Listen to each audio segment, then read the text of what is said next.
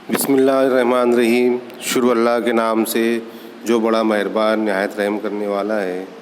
प्यारे बच्चों, इस उर्दू ऑनलाइन तदरीस में आप तमाम का खैर मकदम है। उम्मीद है आप लोग खैरियत व आफ़ियत से होंगे।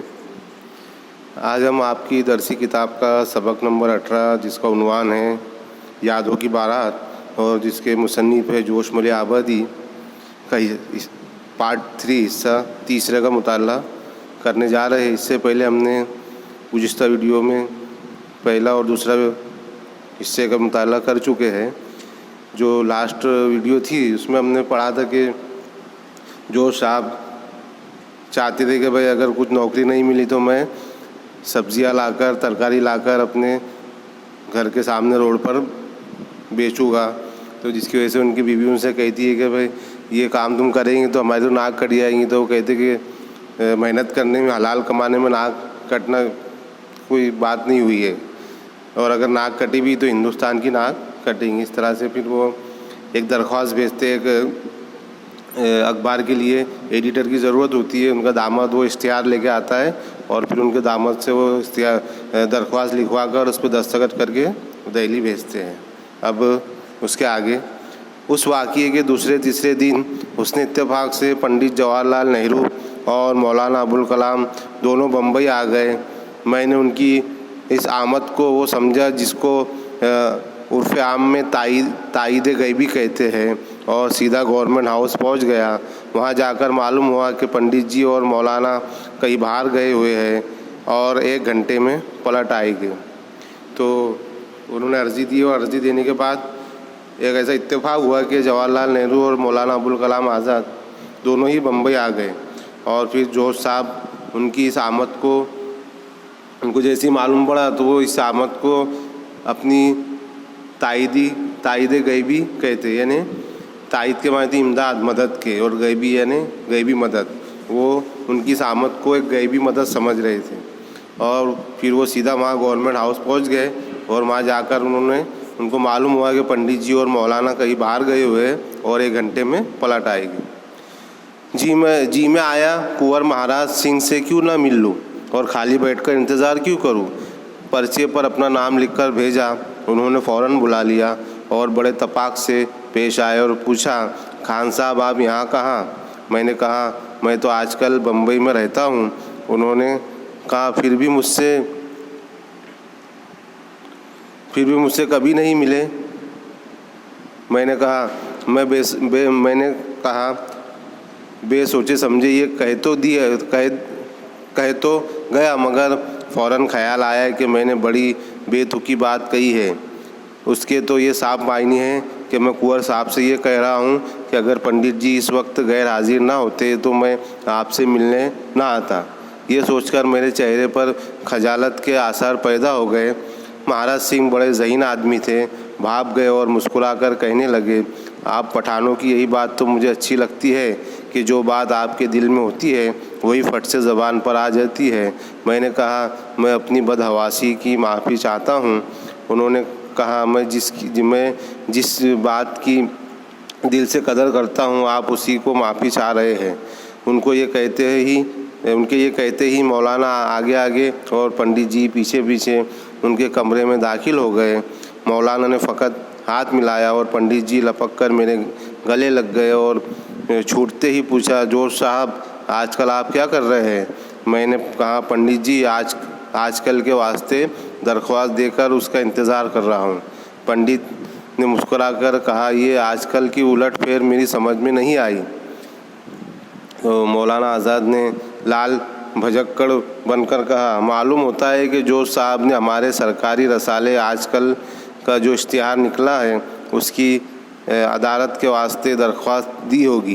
पंडित जी ने कहा तो फिर छठे रोज़ आप दिल्ली आ जाए, मैं बंदोबस्त कर दूंगा।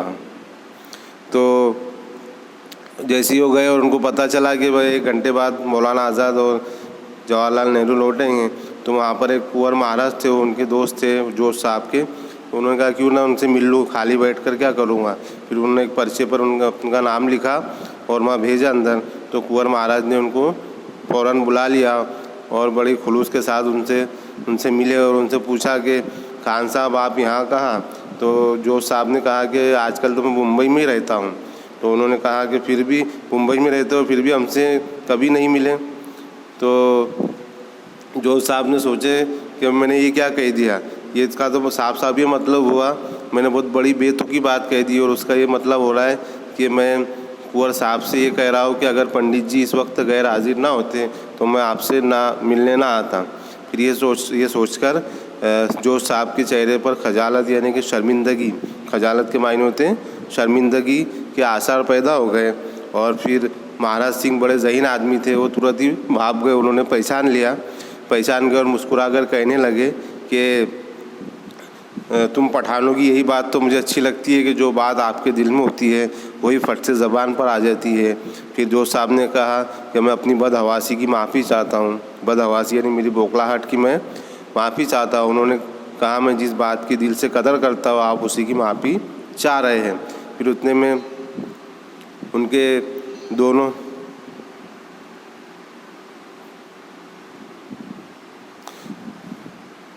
उसके बाद फिर वो दोनों मौलाना आज़ाद और जवाहरलाल नेहरू दोनों कमरे में घुसे। मौलाना आज़ाद आगे आगे और उनके पीछे पंडित जी दाखिल हुए। मौलाना ने फिर जोश साहब से हाथ मिलाया और पंडित जी लपक कर उनके गले मिल गए और जैसे ही छूटे तो पूछा कि जोश साहब आजकल आप क्या कर रहे हैं। तो जोश साहब ने कहा कि पंडित जी आजकल के वास्ते दरख्वास्त देकर उसका इंतज़ार कर रहा हूँ। यानी जो रसाला जो किताब छपने वाली थी उसका नाम था आजकल। तो पंडित जी ने कहा कि आजकल आप क्या कर रहे थे। तो उन्होंने उसका जवाब दिया कि भाई जो आजकल का रसाला है, यानी आजकल के वास्ते उन्होंने दरख्वास्त दी थी। जो रसाला था, जो किताब छप रही थी, तो उसमें जो इश्तिहार हुआ था उसका नाम आजकल था। तो उन्होंने कहा कि आजकल के वास्ते मैंने अर्ज़ी दी है, दरख्वास्त दी है और उसका इंतज़ार कर रहा हूँ। तो पंडित जी ने मुस्कुराकर कहा ये आजकल की उलटफेर मेरी समझ में नहीं आई। तो मौलाना आज़ाद ने लाल भजक्कड़ यानी बेवकूफ़ बनकर कहा मालूम होता है कि जोश साहब ने हमारे सरकारी रसाले आजकल का जो इश्तिहार निकला है उसकी अदालत के वास्ते दरख्वास्त दी होगी। तो फिर ये सुनकर पंडित जी ने कहा तो फिर छठे रोज़ आप दिल्ली आ जाए, मैं बंदोबस्त कर दूंगा। मौलाना आज़ाद ने कहा पंडित जी आपको मालूम नहीं, ये महकमा सरदार पटेल का है, आप सोच समझकर जोश साहब को दिल्ली बुलाए। पंडित जी ने कहा जोश साहब हमारे शाने से शाना मिलाकर ब्रिटिश एम्पायर से लड़ चुके हैं। पटेल को भी ये बात मालूम होगी और नहीं मालूम होगी तो मैं उनको बता दूंगा, आप बड़े इत्मीनान के साथ दिल्ली आ जाए। तो जैसे ही पंडित जी ने कहा कि आप छठे रोज़ दिल्ली आ जाए, तो उनकी बात सुनकर मौलाना आज़ाद ने कहा कि पंडित जी आपको मालूम नहीं कि जो रसाले का महकमा है, जिसका इश्तिहार हुआ है, वो सरदार उसके जो मेन हैं वो सरदार पटेल के हाथ में है। आप सोच समझ कर जोश साहब को दिल्ली बुलाए, कहीं ऐसा ना हो कि सरदार पटेल इनकार कर दे। तो पंडित जी ने कहा कि जोश साहब हमारे शाने से शाना मिलाकर ब्रिटिश एम्पायर में लड़ चुके हैं।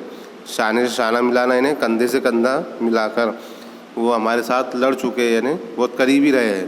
तो अगर पटेल को भी ये बात मालूम होंगी और नहीं मालूम होंगी तो मैं उनको बता दूंगा, आप बड़े इत्मीनान के साथ दिल्ली आ जाए। फिर जोश साहब को वो दिल्ली बुला लेते हैं।